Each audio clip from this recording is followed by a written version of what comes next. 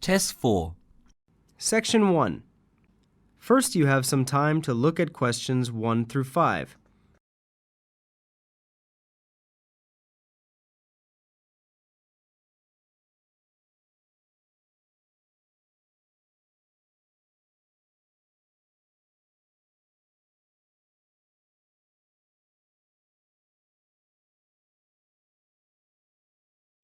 Now we begin. You should answer the questions as you listen, as the recording is not played twice. Listen carefully to the conversation and answer questions 1 to 5. School of Architecture, Professor Burt's office. Oh, good morning. I was wondering if you could give me some information about the forthcoming Architecture 21 conference. Dates, enrolment procedures, costs, that sort of thing. Well, the conference runs from the 18th to the 20th of October. 18th to the 20th of October. Oh, good. I'll still be here then. And, where exactly is it being held? Is it at the university, as in previous years? No, it's actually being held at the Pacific Hotel. We've rather outgrown the university conference facilities, so we've opted for this new venue. Right, Paradise Hotel. No, the Pacific, that's Pacific. Oh, right. And presumably we can get accommodation at the hotel? Yes, but you'll need to contact them direct to arrange that. I'll give you the number for hotel reservations. Have you got a pen ready? Yes, go ahead. It's area code 07 and then 9333 2266. And what's the registration fee? Individual fees are $300 for the 3 days or $120 a day if you only want to attend for 1 day. Are there any student concessions? There's a 50% concession for students, so that's $150 for the 3 days or $60 a day. And am I too late to offer to give a talk? Oh, I'm pretty sure you've missed the deadline for that. Oh, really? But I've only just arrived here in Australia. Is there any way I could have a paper accepted?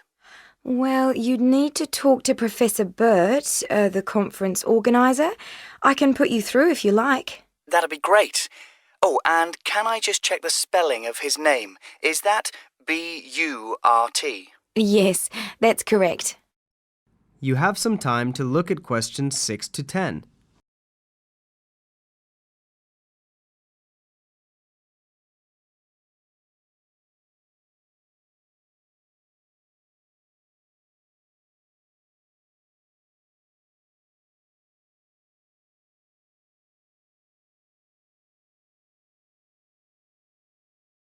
Now listen carefully and answer questions 6 to 10. Professor Burt speaking. Oh, hello. My name's John Helston. I'm an architecture student at London University. I'm here in Australia for 3 months, looking at energy-saving house designs. Right. I'm interested in giving a talk on my research at the conference, but I believe I may have missed the deadline. Well, strictly speaking, you have. The closing date was last Friday. Oh, no. But we may be able to include your paper if it fits into our program, but you'll have to be quick. OK. What do I need to do? Send me a summary of your talk, and make sure you include an interesting title for the talk, something to attract people's attention. OK. Interesting title. Right. I'm looking at ways of designing buildings for tropical climates that don't rely on the need to include air conditioning, so I'm sure I can come up with something. Yes, quite. But remember, the outline should be no more than 300 words. Right. I'll try to keep it down to 300 words, but would 400 be OK? No, not really, because we have to print it in the proceedings and we just don't have the space. Sure. I understand.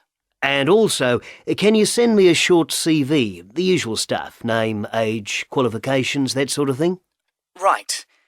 OK. Short CV. Actually, you can email it to me. That'd be quicker. Sure. What's your email address? Well, the best thing would be to send it to the conference administrative officer at info, that's INFO, at uniconf.edu.au. Right. I'll do that straight away. That is the end of Section 1. You will now have half a minute to check your answers.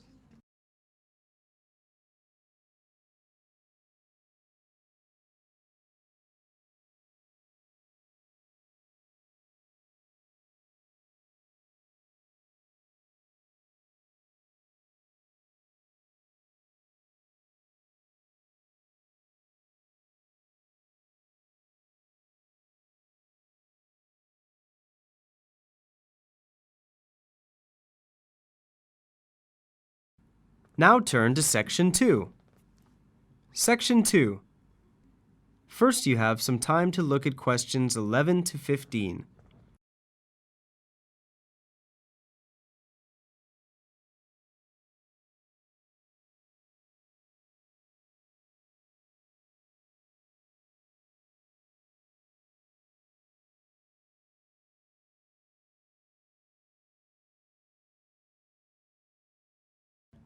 Now listen carefully to the short introductory talk and answer questions 11 to 15. Good afternoon, everyone, and welcome to Apsley House. My name's Henry James, and I'm the proprietor of this, I must say, wonderful old house.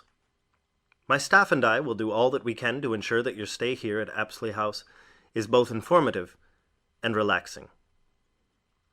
If you look at the schedule I've prepared, you will see that we have planned a number of different activities for you. But what I'd like to do today is to introduce the house to you. So let's first deal with the history of the house.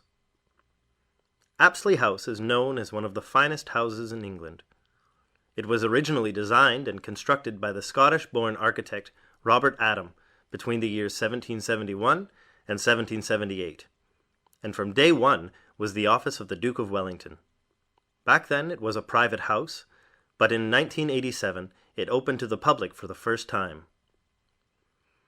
The Duke of Wellington was an avid collector of art, and if you look to the room to your left, can everyone see that all right? Yes? Good. You will see a rather large art gallery. The viewing gallery is 90 feet long and houses a wide range of art from all over Europe. Until recently, the gallery was closed to the public, but I'm pleased to say that it is now open and you are free to visit anytime you wish. If you take a look at the schedule, you will see that I'll be talking to you about the gallery tomorrow after breakfast, so if you're interested in art, please be here by 9 o'clock for the talk. You now have some time to look at questions 16 to 20.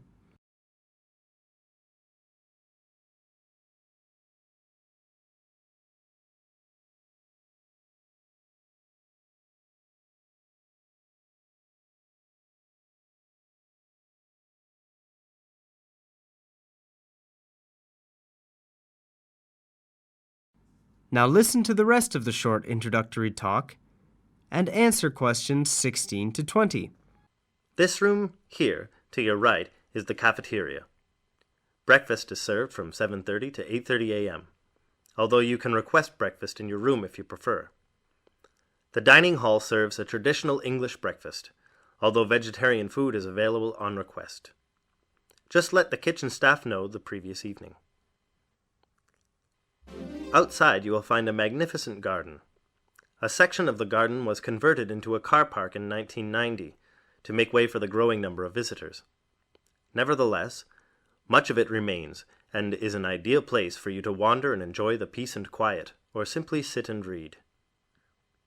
There are a lot of animals in the garden, including birds, squirrels, rabbits, and not to forget Felix the cat. Now don't be alarmed if the animals come up to you. They are used to people and very friendly. Anyway, dinner will be served at 7, so in the meantime, please feel free to simply wander and enjoy the hospitality Apsley House has to offer. That is the end of Section 2. You will now have half a minute to check your answers.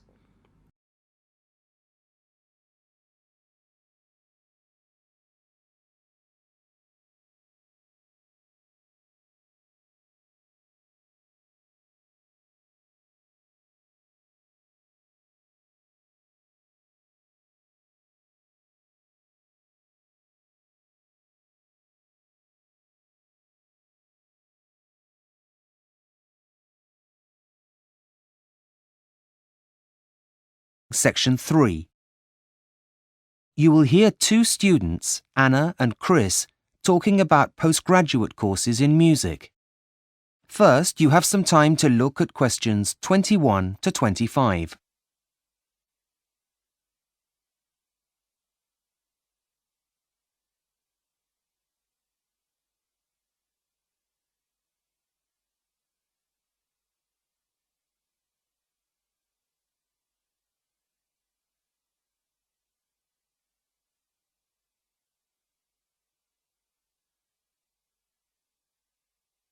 Now listen carefully and answer questions 21 to 25.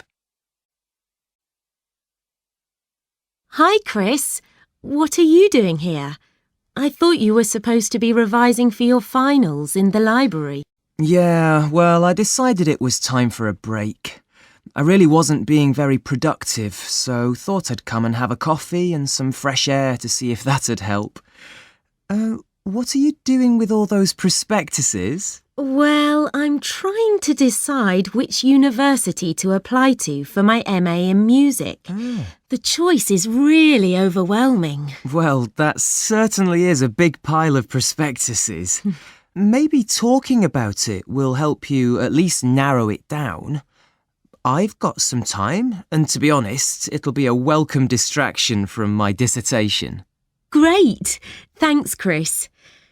So far, the universities that appeal the most are the Academy in London, Leeds Conservatory of Contemporary Music, and the Henry Music Institute, which is also in London. I'm not an expert, but wouldn't the Henry Music Institute be the best, as it's the one that everyone's heard of? Well, yes and no. Leeds Conservatory of Contemporary Music is also pretty famous.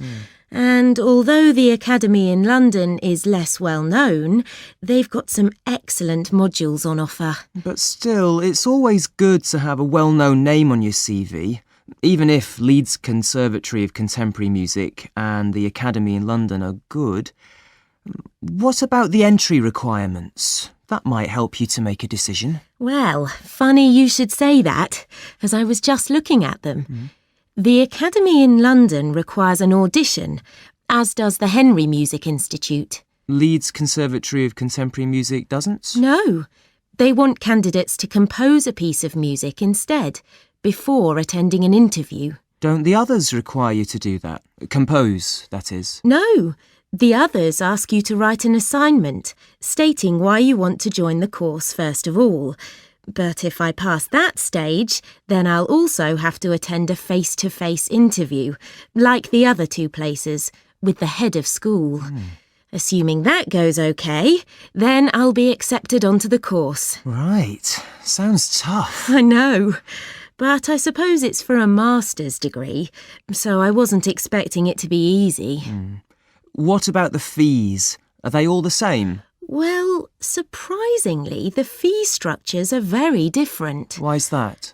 I really don't know. But, for example, the Henry Music Institute is the most expensive, at £8,000 a year. Next comes the Academy in London, and the cheapest is Leeds Conservatory of Contemporary Music. How much are they exactly? Well, for a full-time course lasting 1 year, it's £7,000 at the Academy in London and £6,000 at Leeds Conservatory of Contemporary Music. OK. Well, what other expenses do you have to take into consideration? Like train fares, for example. If you're going to be travelling home and back during the holidays, that's got to be a factor. I'm not worried about that. Though insurance is an added cost, as I'll need to make sure my instrument is covered. However, all of them require me to send in a cheque for the charges for applying before they'll process my application. Is that normal? Apparently. Can I have a look? Yes, of course. Here you are. What is it? Well, I think you might have a problem. Why? What is it? Well, it says here that the deadline is January the 9th. That's next week. Where? Let me see. Oh, you're right. Which prospectus is this? The Henry Music Institute. Oh no. What am I going to do? Make your decision now. Is the closing date the same for all of them? Let's check. Look here. Leeds Conservatory of Contemporary Music is on the 19th, but the Academy in London isn't until the 30th of this month. OK, I'd better hurry up and make a decision. Before you hear the rest of the conversation, you have some time to look at questions 26 to 30.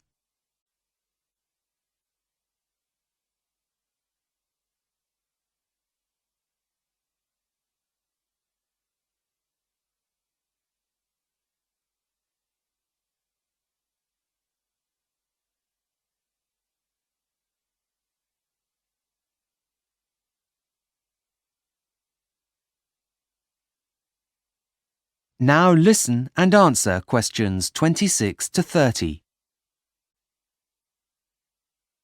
Right. Now, apart from those 3 colleges, I also wanted to have a quick flick through Northdown colleges and the one from the James Academy of Music. Look, here it is. Facilities at Northdown College. What does it say? Well, it has a library with a dedicated historical research section that's world famous. That's all very interesting, but it's not going to make me go there. OK. The Academy in London has 4 campuses all around central London. They all have large common rooms, and there's one 24-hour cafeteria at the biggest site. That's nice, but for me, the most important thing is somewhere to practice. Yes, of course. Right, now, where did I see it? OK, here it is. Look, now this is good. Leeds Conservatory of Contemporary Music has over 100 teaching and practice studios. What a luxury! Here there are only 10, and it's really difficult to find one empty, so I often have to play in the gardens. Oh dear. Anyway, that's the past, and this place looks great. Well, what about the Henry Music Institute? Look, there's a new suite with the latest that technology has to offer, and a small museum dedicated to the history of music. That's really impressive. I don't think I'm really that interested in using computers while making music, so that's not a selling point, really. But look, this place is interesting. The James Academy of Music. It comes recommended by lots of people in the music industry. And all of its courses have a business element, as well as having a professional studio for recording albums. Wow, that sounds really cutting edge. So, are you any closer to making a decision now? That is the end of section 3. You now have half a minute to check your answers.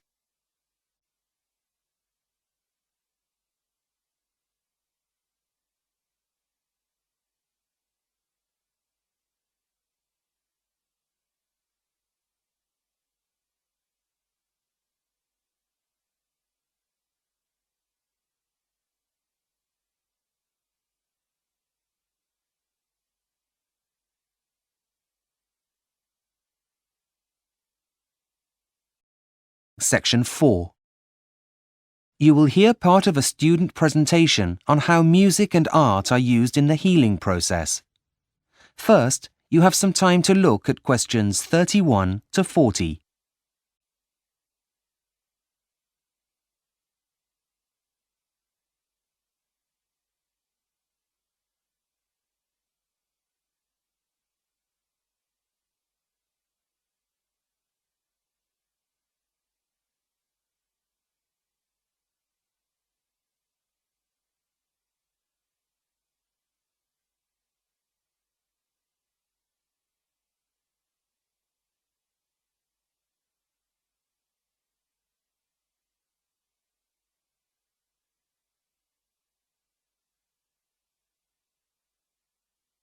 Now listen carefully and answer questions 31 to 40. Hello everyone. Before we continue with our lectures on the history of music and art, we'll be listening to Michael's presentation on how music and art are being used to help with the healing process in the 21st century. Michael, are you ready to begin? Yes, I think so. Thanks, Professor. Right, good morning all. As Professor McKinley just stated, I've been doing some research into the healing powers of art and music, and I'd like to present my findings to you today. I intend to demonstrate the positive effects of music and art on patients' emotional, social, as well as physical well-being. Let's begin by going back in time to the most famous of nurses, Florence Nightingale. Way back in 1860, Florence Nightingale wrote in her Notes on Nursing that brightly coloured flowers and art helped her patients to recover more quickly. Although her comments were viewed with scepticism at the time, she was, we believe, the first of many health professionals to state this. Over the following years, there were many other studies that tried to prove that a link between art, music, and health exists, but very few of them were strictly controlled, so the results were variable and therefore unreliable. However, one American study was different. In the 1980s, some research took place into the effects of architecture on the recovery time of 46 patients who were in hospital for a gallbladder operation. Half of the patients were kept in hospital wards with windows overlooking some trees. The other half were left in rooms that faced onto a brick wall. It was found that the ones with a nice view left hospital a day earlier and needed fewer painkillers. This study was groundbreaking, as it was the first that used controlled conditions that could be measured statistically and without bias.